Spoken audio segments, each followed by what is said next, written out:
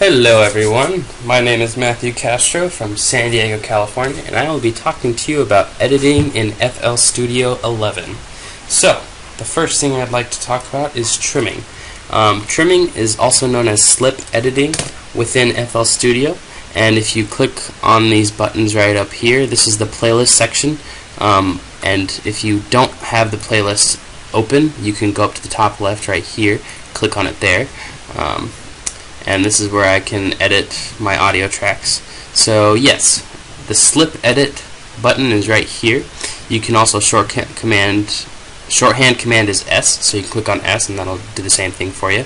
Or you can actually just be on the draw tool or the paint tool, and you can also trim there. So you can just go to the edge and go like that, and there's your trimming. Cool. The next thing I want to talk about is slicing. In FL Studio, and it's this razor blade looking button right here. The shorthand command is C, so you can just press C and it'll get you to the button, and all you gotta do is left click, drag down, and there's your cut. Nice and simple. If you don't want to cut right there, you can always press Control Z, which will undo the certain thing, or you can go to this history bar right here in your browser section, and it'll give you all of the past histories actions that you've done, and you can click on the one that you want to go back to, which is very cool. Now I want to talk about merging. So I have these 3 separate audio tracks that I want to merge into one nice audio track that I can manipulate together. So I can actually go to this arrow right here, go to Edit, and then go to Merge Pattern Clips, which, boom, done. Looks all good in one track. Very cool. Now I'm going to talk about cycling. So cycling is if you want to repeat a certain section of the audio in which you can listen to back over and over again. You can just press Shift and then drag with your left click on your mouse, and then there you go. Very cool.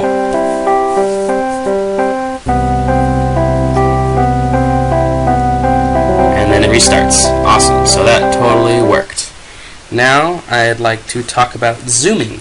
So there's a zoom button right here, the magnifying glass, and all you got to do is click on that, or the shorthand command is Z and right click, and automatically when you right click it'll zoom out to wherever, so you can left click and drag to select the region you would like to zoom into, and if you want to zoom back out, just right click and it'll go back all the way. Very cool again. Now I will give you a big secret that nobody in FL Studio wants you to know about. If you right-click, hold down right-click, and then use your wheel, if you go up and down with your wheel, if you notice up here, I am actually scrolling through the buttons, the tools in FL Studio, which is very, very neat, very handy if you want to quickly go from one to the next. So awesome. Now we know how to do that.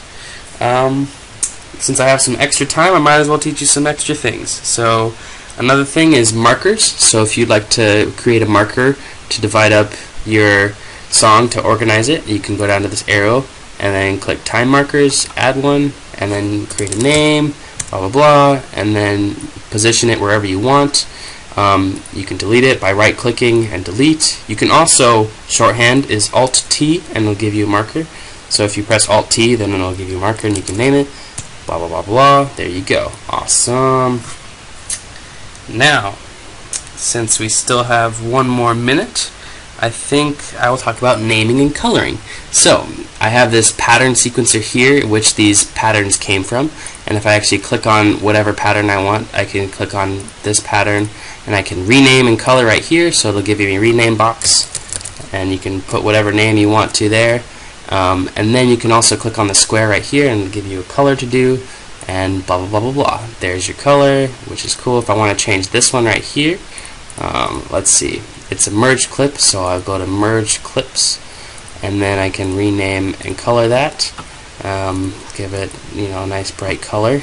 There you go, and voila. Very cool. Shorthand is F2, so if you want to shorthand a pattern name and color scheme, there you go. That's it. Thanks for watching. That's all the time I have.